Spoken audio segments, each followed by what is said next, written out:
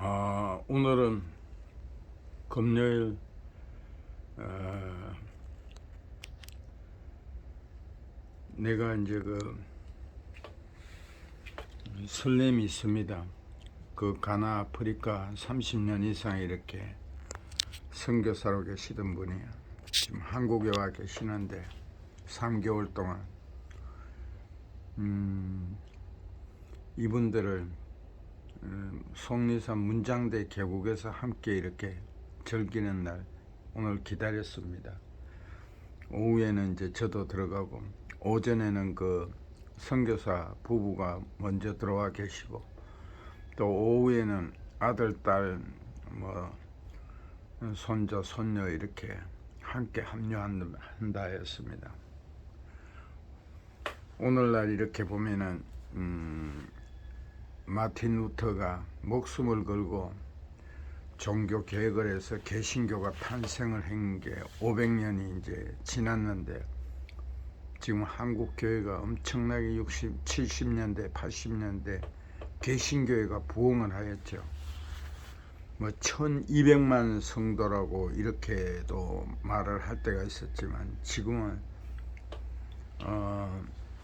천주교로 이렇게 많이 이렇게 개신교 신자가 수평 이동하였습니다. 그 이유는 제가 보기에는 한국 교회 개신교 신자들이 헌금을 잘합니다. 11조 이런 거. 그래서 교회가 이렇게 상당히 물질적으로 부하게 되었어요. 그러다 보니까 다는 아니지만 한국 교회 개신교가 상당히 인정을 받지 못하고 있습니다. 그래도 저도 제가 다니는 교회는 큰데 담임 목사가 지금 새로운 담임 목사가 제가 솔직히 말하면 성경적이지 않습니다. 그래서 저는 제 나이도 행정적으로 은퇴한 나이고 적은 교회 가서 특송을 하고 함께 은혜스럽게 예배를 드립니다. 그러나 개신교 목사들이 다 그렇지는 않지만 그래서 전체적으로 지금 개신교 숫자는 줄어들고 천주교는 늘었으면 그렇다 해서 천주교가 뭐 이렇게 제가 객관적으로 봤을 때 천주교인들은 내가 그 앞에서 그런 말을 하면은 인정하지도 않을 거고 그 이제 천주교는 이렇게 성경적이지 않은 것을 너무 많이 합니다. 그들은 모릅니다. 종교 행위를 하니까 그 이렇게 내려오던 습관대로 한 예로 그 마리아가 진짜 뭐 특별하죠. 예수님을 낳았으니까. 그래서 그 마리아 앞에 내가 보면은 이렇게 지나다가 두 손을 합장하고 기도하고 지나갑니다. 이거는 우상입니다. 우상숭배. 예수님밖에 없습니다. 마리아는 배만 성령을 통해서 배만 빌려준 거예요. 그리고 진짜 깊이 들어가면 천주교가 성경적이지 않은 것을 너무 많이 하고 있어요. 그건 내가 더 구체적으로 알지만 내가 말은 안 하겠습니다. 각자로 제 유튜브를 듣는 분들은 공부를 해 보십시오. 성경적인 것이. 그래서 천주교는 개신교에 비해서 이렇게 부정할 것이 없고 신부님들이 정직하고 수녀님들도 깨끗하게 살으니까 그러고 한국 개신교 담임 목사라죠. 소수이든 다수이든 지금 많이 이렇게 밖에서나 안에서나 물질적으로 나중에 이제 왕같이 자기가 이제 기업가 사장같이 이렇게 누리니까 재정도 마음대로 이렇게 좌지우지하고 아주 서울에 큰 뭐 정인규 목사는 돌아가셨지만 명성교회 대물림을 하셨습니다. 김삼원 목사 그 교회를 자기 돈인가요? 교인들이 헌금한 거죠. 그리고 아프리카나 오지에 갔다가 병원을 그 헌금 병원을 만들어야지 자기 고향 안동에다가 큰 병원을 했다 하더라고요. 이거는 성도들이 헌금한 돈으로 합법적으로 선교라는 목적으로 병원을 지었지만 그건 자기 자랑이에요. 성도들이 헌금을 한 가지고 자기 고향에다 안동에다가 병원을 크게 지었다는 거는 한국에 병원이 얼마나 많아요. 방글라데시, 저 오지 이런데 다 주고 아프리카 하물며 북한은 지금 이를 뺄 때 마취도 안 하고 뺀대요. 제 같으면 안 빼고 말겠어요. 얼마나 아프겠어요. 닌겔병이 뭐 사이다병, 콜라병 이런 유리병으로 한대요. 얼마나 위험한 거예요. 세상이 말하는 기자가 쓴 말이 있습니다. 종교의 역할이라고. 지금의 현실입니다. 지난 글에서 최근 종교조사 연구에 사용된 신뢰, 호감, 관심을 통해 한국 교회의 현 주소를 살폈다. 팬데믹을 거치며 세속사회의 신뢰와 호감이 하락, 폭이 커졌을 뿐 아니라 제도 종교를 한 관심 자체가 감소하는 추세를 확인했다. 신뢰 회복을 위해선 긴 호흡의 시간과 노력이 필요하고 그 노정 역시 험난할 것임을 깨달았다. 신뢰 하락을 대수롭지 않거나 투철한 신앙의 열매점으로 강구한다면 쓸데없는 얘기겠지만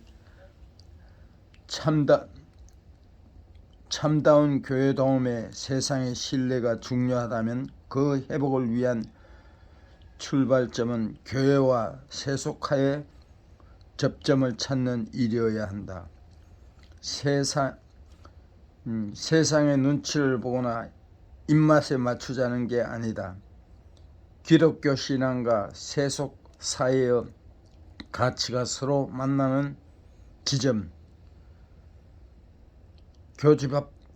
교집합부터 찾아보자는 말이다. 여기에 조사 연구에서 사용된 필요, 기대, 역할의 개념은 좋은 길잡이가 된다. 먼저 필요를 보자. 올해 국민일보 조사에서 한국인은 69.4%는 종교의 사회적 필요성에 동의하는 것으로 나타났다. 어느새 전체 인구의 60%를 넘어선 비종교인 중에서도 55%나 그렇다고 대답했다. 2년 전 웸브레인 조사에서 내 삶에 있어 종교는 필요하다고 답은 응답자가 34.5%, 비종교인 중에서 6.9%에 그쳤던 것과 비교하면 흥미롭다. 두 문화의 차이가 시사하는 듯 지금 세속화 사회가 주목한 개인적인 차원이 아닌 사회적 차원에서 종교의 필요다. 제도 종교를 향한 관심이 줄어들매도 여전히 많은 이들이 종교의 사회적 필요를 인정한다는 것은 무엇을 말할까?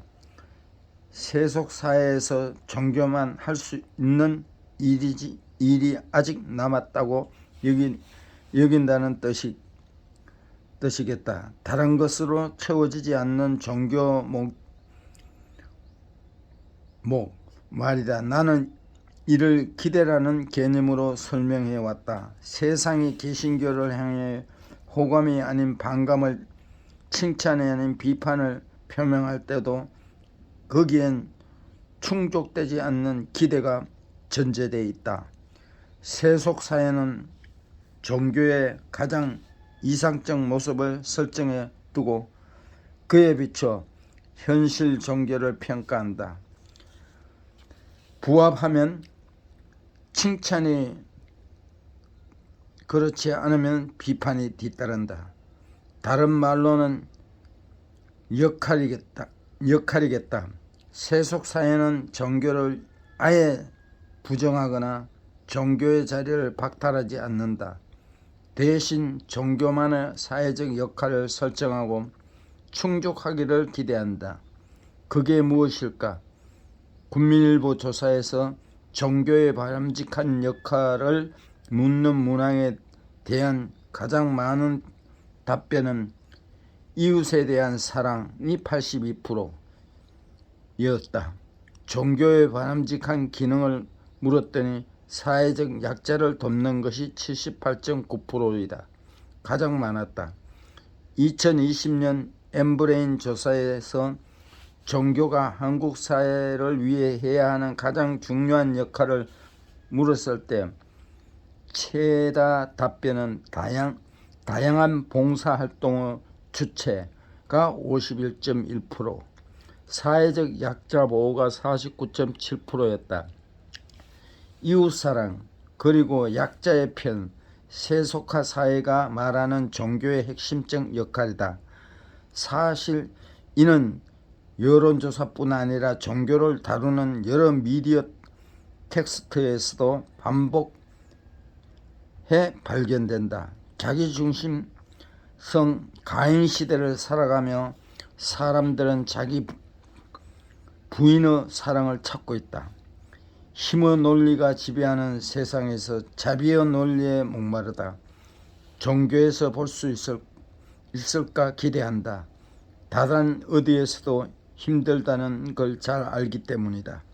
기독교 신앙과 세속사회의 가치가 명확히 만나는 지점이 아닐 수 없다. 그런데 역으로 생각하면 한국 교회를 향한 호감이 줄고 신뢰가 낮아지고 관심 자체가 쪼그라드는 건 결국 세상이 교회에서 이웃사랑을 보지 못한다는 말이다. 개신교를 약자의 편이라고 간주할 수 없다는 얘기다. 기대를 충족하지 못한 한국교회의 현실이다. 세상이 한국교회의 변화를 기다려줄 걸로 생각하면 오산이다. 세속사회 속 종교의 역할을 제도 종교만 채울 수 있는 게 아니다.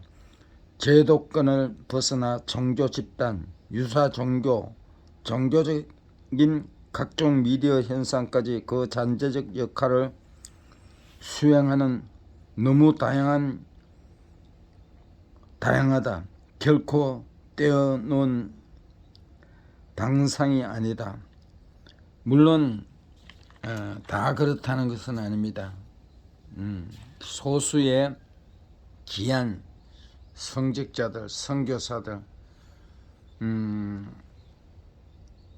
성도들을 통해서 한국은 일어납니다. 많은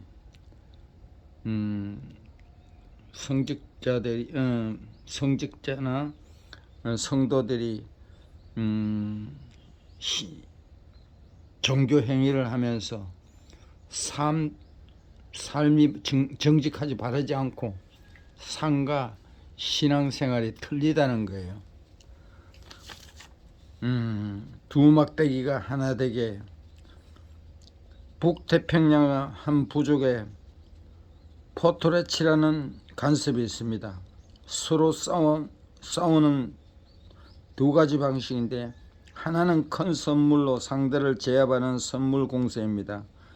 선물을 받고도 더 큰 선물로 응징하지 못하면 지는 것이죠. 이 싸움이 가열되면 재물 파괴로 바뀝니다. 엄청난 재물을 쌓아놓고 파괴하는데 심지어 집과 배를 태우기도 합니다. 참 이상한 싸움이죠. 그런데 어쩌면 어처구니 없는 싸움이 우크라이나에서 그리고 분단된 우리 땅에서도 계속된다는 것을 아닐까요? 전쟁을 일으키는 힘있는 자 망합니다. 지금 푸틴이 혈액암이 걸렸다고 합니다. 그리고 두 막대기가 하나 되게 그 막대기를 서로 연결시켜라. 그것들이 내 손에 하나 될 것이다. 성경 말씀입니다. 예언자 에스겔에게 주신 하나님의 말씀입니다. 남쪽 유다와 북쪽 이스라엘로 갈라진 민족을 다시 하나 되게 하라는 것입니다. 이스라엘의 패망의 원인은 분단에 있으므로 이스라엘이 다시 일어서면서 분단 극복해야 합니다. 분단을 극복하지 않고서 평화에 이르는 길은 없기 때문입니다. 두 막대기가 하나 되게 하는 것, 갈라진 민족이 다시 하나 되게 하는 것, 그것이 에스겔이 받은 하나님의 명령입니다. 그것은 또한 오늘 우리에게 주시는 소명입니다. 남이 어떻게 살든지 나는 바르고 정직하고 영혼을 사랑하며 전도하며 살겠습니다. 그냥 한국의 현실을, 제가 본 현실을 말한 것입니다. 오늘도 모든 것에 즐기십시오. 주님 안에서.